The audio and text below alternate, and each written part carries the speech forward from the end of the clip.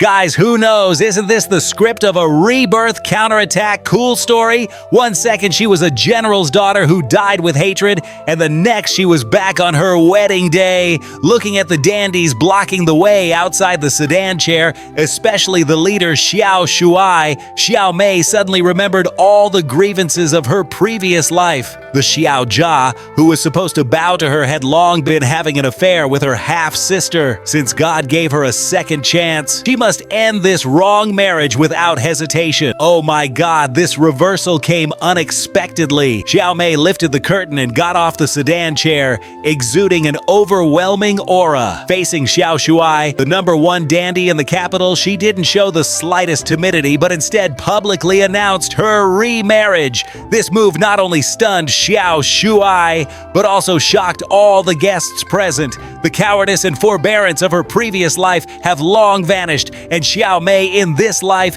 is going to take the initiative to control her own destiny. Xiao Shuai really shot himself in the foot. He originally came to snatch the bride to make trouble, but was directly pulled home by Xiao Mei to bow to heaven and earth. The reaction of Xiao Shuai's parents is also amazing, with shock mixed with a little relief that my son finally did something serious. At this critical moment, the ex-fiancé Xiao Jia arrived with people, and it seems that a big battle is inevitable. So cool, Xiao Mei's retort is simply satisfying. Faced with the moral kidnapping and unreasonable trouble of Xiao Jia's family, she remained calm and directly exposed their ugly faces. It turns out that Xiao Jia had already hooked up with his half-sister in his previous life, and this marriage was simply a scam. Xiao Shuai was dumbfounded watching from the side, and I guess he has already started to admire this hardcore bride at this moment. The confrontation on the wedding night is here. Xiao Shuai is still stubborn, thinking that Xiao Mei married him on a whim,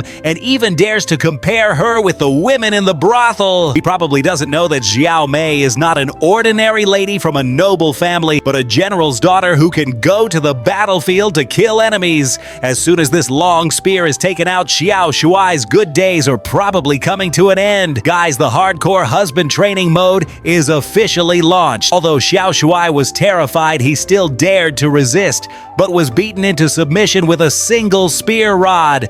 This contrast is amazing. The former #1 dandy in the capital has now become a coward in front of Xiao Mei. Xiao Shuai is still not giving up. He actually sneaked out of the Hao mansion while Xiao Mei was not paying attention and even wanted to go to the brothel to have fun. Does he think he can escape from Xiao Mei's grasp? Too naive. Xiao Mei finished practicing her spear and found that the person was gone. Her eyes turned cold instantly.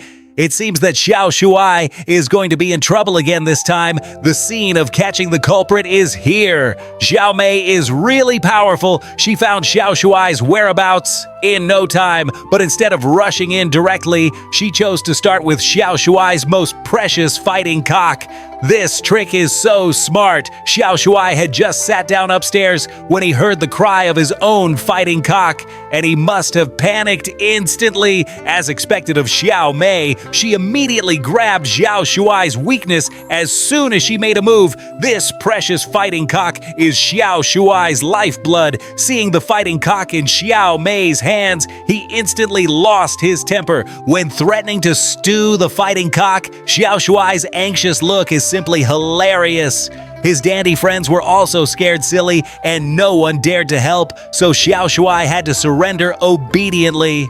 This is the consequence of not obeying. Xiao Mei directly took Xiao Shuai back to the Hao mansion for public punishment and made him admit his mistake in the front hall. Xiao Shuai is usually domineering, but now he can only awkwardly admit his mistake and promise not to do it again in the future. This scene is simply satisfying.